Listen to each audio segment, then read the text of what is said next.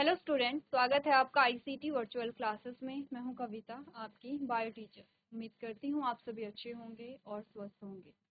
तो क्लास हम कंटिन्यू करेंगे अपना चैप्टर का नाम है principle of inheritance and variation, और यहाँ पर हमारा रिवीजन पोर्शन चल रहा है। ठीक है, तो जल्दी से स्टार्ट करेंगे क्योंकि रिवीजन पोर्शन है तो मैक्सिमम जो चीज़ें हैं वो आपको रिकॉल करनी है। अगर कोई डाउट है तो आप पूछ सकते हैं, अगर आप किसी चीज़ को भूल गए हैं तो आप यहाँ पर पूछ सकते हैं। अदरवाइज चीज़ें जो रिवीजन में है वो आपके लिए है, रिवाइज आपको करनी है। तो हमने अभी तक मेंडल के जो लॉ है वो यहाँ पे डिस्कस कर लिए हैं। आज का हमारा टॉपिक होने वाला है लिंकेज। तो क्या होता है लिंकेज, सबसे पहले ये समझो।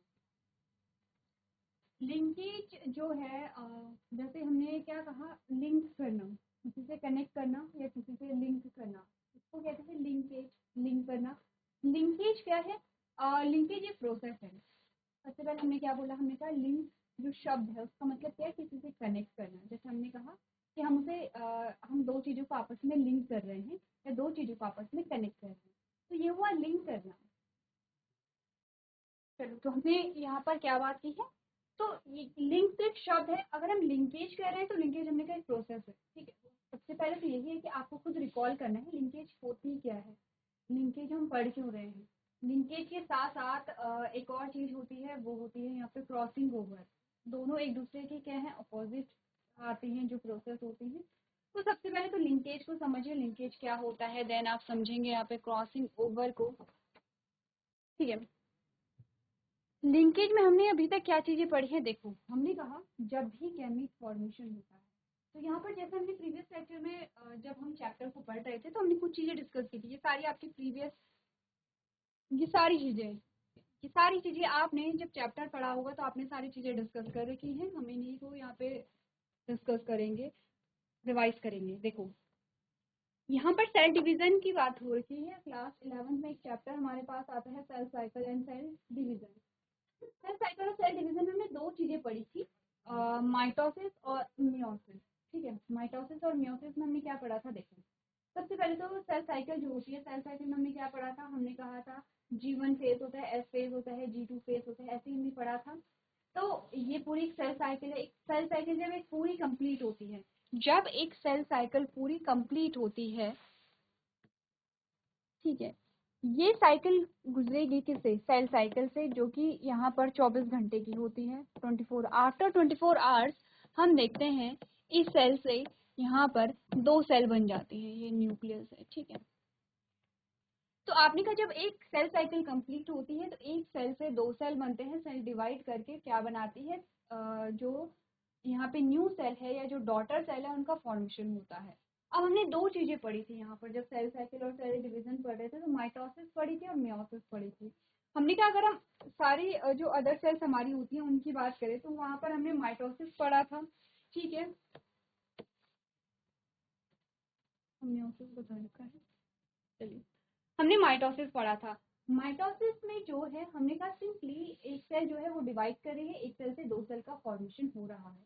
लेकिन माइटोसिस में हमने कहा कि नंबर ऑफ क्रोमोसोम जो है, आपके गुणसूत्रों की संख्या, उसमें कोई चेंज नहीं आया है। जो क्रोमोसोम का नंबर है वो रिमेन है, सेम है, एज इट इज है। तो माइटोसिस में नंबर ऑफ सेल इंक्रीज होती है, लेकिन नंबर ऑफ क्रोमोसोम कैसे होते हैं, सेम होते हैं यहाँ पे। ठीक है, क्लियर है इतना।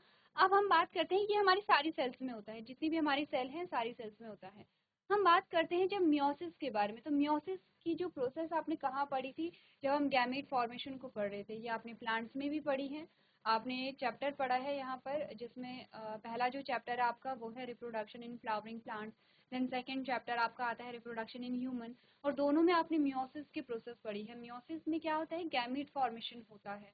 तो यहाँ पर भी सेल जो है वो डिवाइड करके क्या बनाते हैं, गैमीट्स बनाते हैं। डिफरेंस क्या है यहाँ पे, मियोसिस में जब क्या होता है, सेल डिवीजन होता है तो cell number of cell increase होते हैं लेकिन नंबर ऑफ क्रोमोसोम डिक्रीज होते हैं। यही हमने यहाँ पर देखा था। हमने कहा था ये पूरी क्या है, सेल साइकिल है। ठीक है, ये क्या है, G1 है फेज है, ये S फेज है, ये G2 फेज हमारे पास आता है यहाँ पर। इसको पूरे को हम क्या कहते हैं, सेल साइकिल कहते हैं।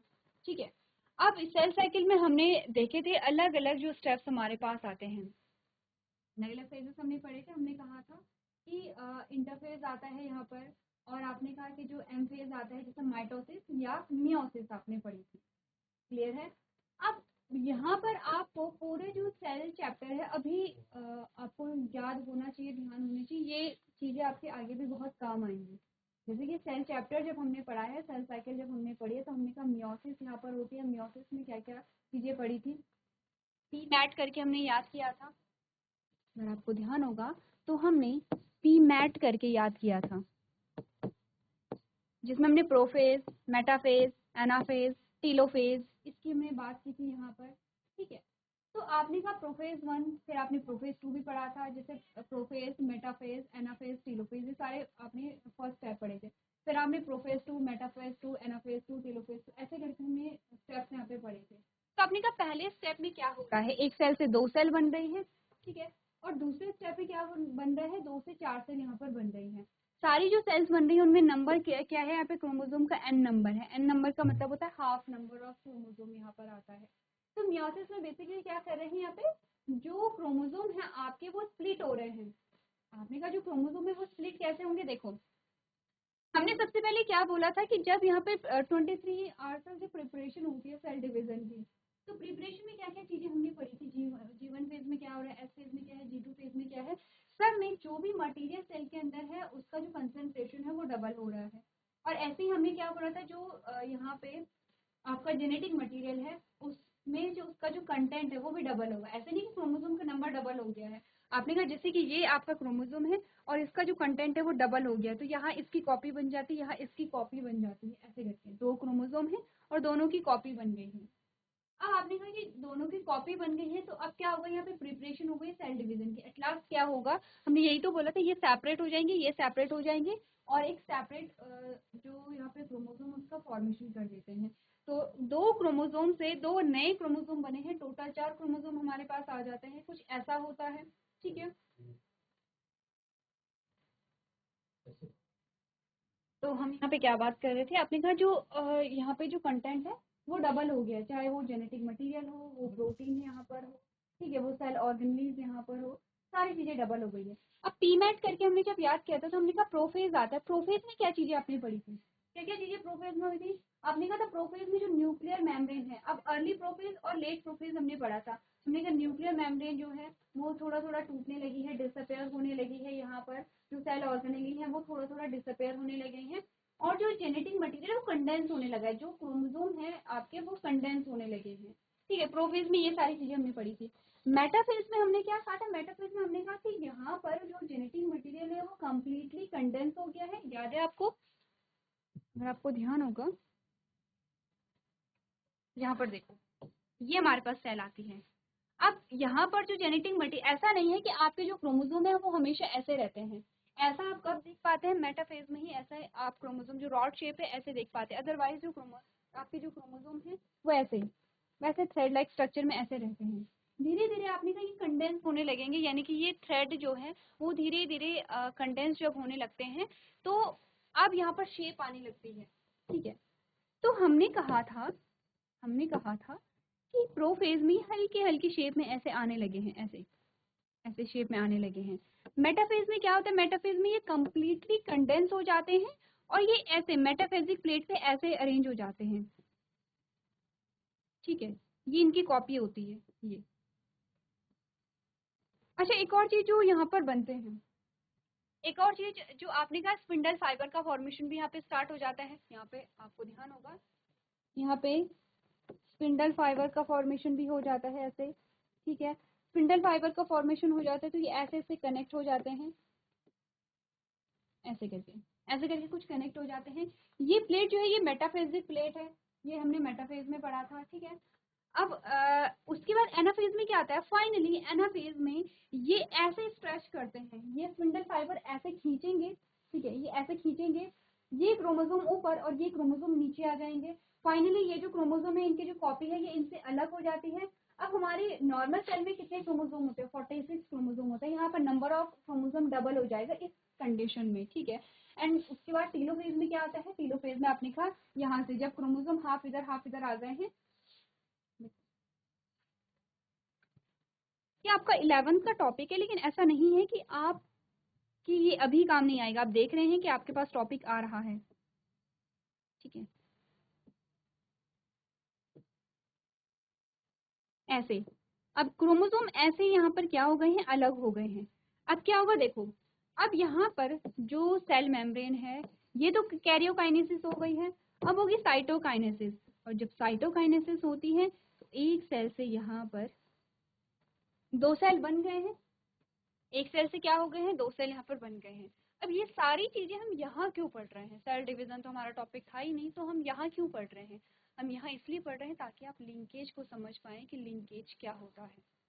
देखो, लिंकेज और क्रॉसिंग ओवर के फिनोमेना को आप समझ पाए, ठीक है, ये बात क्लियर है, बहुत ज्यादा डिटेल में हमने बात नहीं की है, ये सिंपल सी चीज है।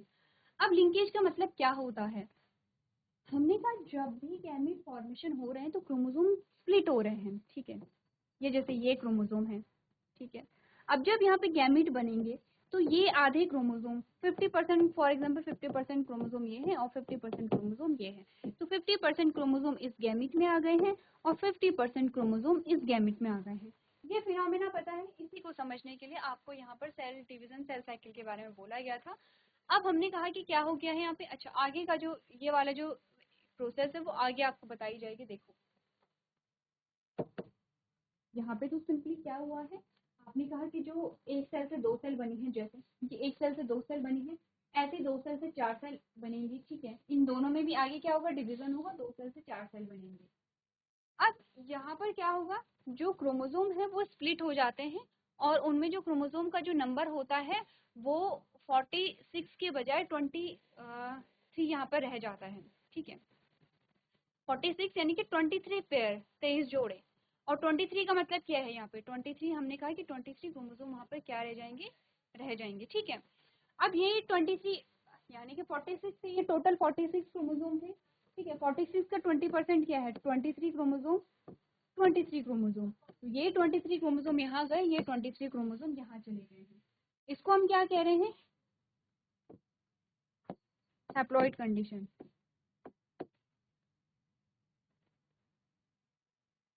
ठीक है। अब हमने क्या बोला, देखो ये है क्रोमोसोम, और हाँ, तो हम क्या बात कर रहे थे यहाँ पर, हम बात कर रहे थे, अब देखो ये क्रोमोसोम है, क्रोमोसोम एक्चुअली में क्या है, चैप्टर आप रिवाइज कर रहे हैं और अभी तक आप ये क्वेश्चन आपको पता होना चाहिए, कोई बच्चा ये नहीं कहेगा मुझे नहीं पता है कि क्रोमोसोम क्या होता है, आपके एग्जाम्स आने वाले हैं और हमने स्टार्टिंग ही यहीं से की थी कि क्रोमोसोम क्या होते हैं। क्रोमोसोम जिसमें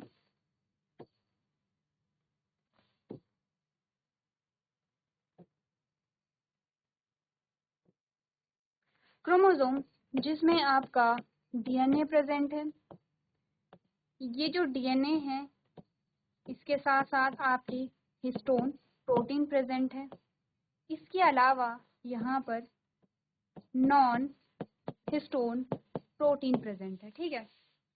अब डीएनए प्रेजेंट है तो डीएनए में क्या होगा, आपने कहा सेगमेंट ऑफ डीएनए और पार्ट ऑफ डीएनए और फ्रेगमेंट ऑफ डीएनए और यूनिट ऑफ डीएनए, जो कि कैरेक्टर के लिए रिस्पॉन्सिबल है, ठीक है, आपने कहा डीएनए का वो सेगमेंट, वो पार्ट जो किसी कैरेक्टर के लिए रिस्पॉन्सिबल है उसे हम जीन कहेंगे। अब इस डीएनए में काफी सारे जीन भी प्रेजेंट होंगे, ठीक है, जीन प्रेजेंट होंगे तो जीन हमेशा कैसे रहते हैं, जोड़े में रहते हैं, जैसे क्रोमोसोम हमेशा जोड़े में रहते हैं। तो देखो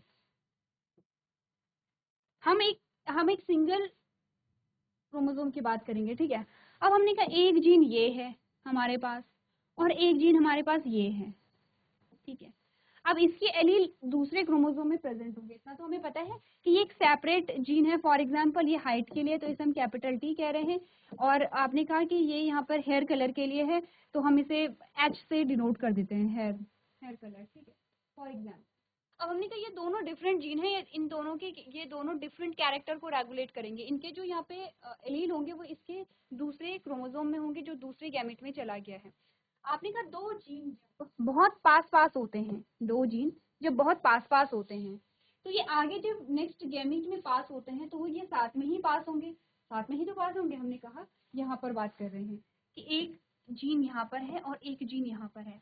अब जब ये जो आपका क्रोमोसोम है ये गैमेट में आगे गैमेट में पास होता है तो ये जीन भी साथ साथ पास हो जाएंगे, इसी प्रोसेस को हम कहते हैं लिंकेज। लिंकेज मतलब ये दोनों इतने पास है कि एक दूसरे से लिंक्ड हैं, एक दूसरे से जुड़े हुए हैं, एक दूसरे से लिंक्ड है, ऐसे नहीं जुड़े हैं लेकिन बहुत पास है, तो हमने कहा ये लिंक्ड है। और क्योंकि ये साथ साथ में आगे पास हो जाते हैं तो इसे हम क्या कहेंगे, लिंकेज कहेंगे। ठीक है, इसे हम लिंकेज कहेंगे। तो नेक्स्ट क्वेश्चन आपका आता है कि ये पूरा का पूरा क्रोमोसोम तो पास होगा ही आगे, ऐसा थोड़ी कि आधा क्रोमोसोम पास हो जाएगा। तो जितने भी जीन इस क्रोमोसोम में होंगे वो सारे आगे ही पास होंगे। हमने कहा, अगर आपको ध्यान होगा क्रॉसिंग ओवर का, हमने कहा कि अगर देखो दूसरी क्रोमोसोम को लेते हैं यहीं पे,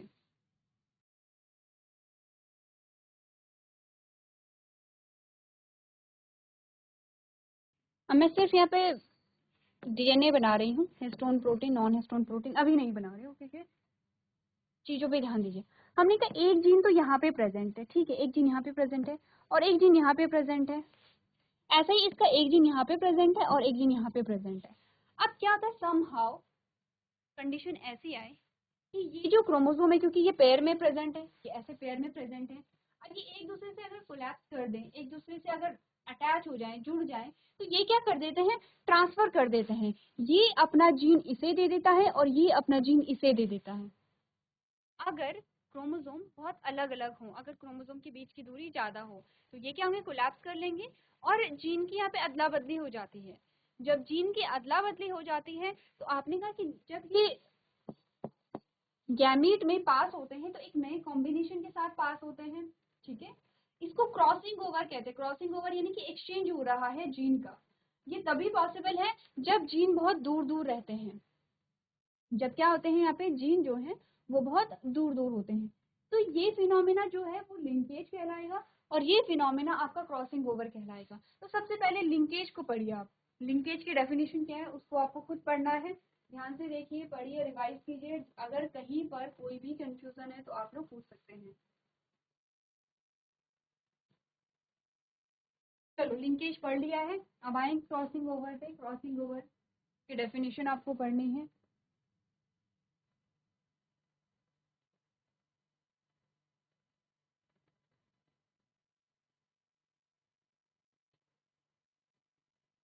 चलो अब हम बात करते हैं थोड़ा सा मॉर्गन के बारे में। ध्यान से अपनी स्क्रीन पे देखना है। आपने कहा इन 1910 में टी हंट मॉर्गन, जिसे टीएच मॉर्गन इन्हें शॉर्ट में कहते हैं, यूज्ड ऑफ फ्रूट फ्लाई। उन्होंने क्या किया, फ्रूट फ्लाई जिसे ड्रोसोफिला मेलेग्नोस्टा कहते हैं, to explain the variation in offspring caused by asexual reproduction. He experimented with a fruit fly and observed that there were more than 100,000 fruit flies with red eyes but only one male fly with white eyes. He even published an article in the name of Sex Limited Inheritance and Drosophila. आपने कहा 1910 में T Hunt Morgan ने यौन प्रजनन के कारण होने वाली संतानों में भिन्नता को समझाने के लिए जो फ्रूट फ्लाई है जिसे ड्रोसोफिला मेलानोगास्टर का उपयोग किया। उन्होंने जो फ्रूट फ्लाई थी उन मक्खियों के साथ प्रयोग किया और देखा कि लाल आंख वाली 1000 से अधिक जो फ्रूट फ्लाई थी, लेकिन व्हाइट आई वाली सिर्फ एक ही मक्खी यहाँ पर थी। ठीक है, उन्होंने ड्रोसोफिला में जो लैंगिक या फिर लिमिटेशन इनहेरिट के नाम से एक लेख भी प्रकाशित किया। तो बेसिकली टीएच मॉर्गन ने बताया है वेरिएशन कैसे आती है। इनहेरिटेंस तो हमें किसने बताया यहाँ पे, जब मैंडल थे, मैंडल के एक्सपेरिमेंट में हमें ये बताया है कि कैरेक्टर कैसे आगे पास होते हैं, कब वो एक्सप्रेस करेंगे, कब वो एक्सप्रेस नहीं करते हैं, नहीं करते हैं तो क्यों नहीं करते हैं, कैसे कंडीशन में वो एक्सप्रेस करते हैं। जैसे हमें बताया गया कि जो रेसेसिव पैरेंट होगा वो हेटेरोजाइगस कंडीशन में एक्सप्रेस नहीं करेगा खुद को, वो कब करेगा, जब होमोजाइगस कंडीशन में होगा। वही अगर डोमिनेंट पेरेंट की बात करें तो वो होमोजाइगस में या हेटेरोजाइगस में वो हर जगह खुद को एक्सप्रेस कर रहा है। तो ये तो इनहेरिटेंस के बारे में बताया गया था। मॉर्गन ने हमें बताया है वेरिएशन कैसे आती है। हमने कहा हम अपने पेरेंट जैसे दिखते हैं, 100% तो नहीं दिखते हैं, वेरिएशन आती है। तो क्यों वेरिएशन आती है, कैसे ये वेरिएशन आती है, ये मॉर्गन ने हमें बताया। अब आपके पास ये सेगमेंट आता है कि क्यों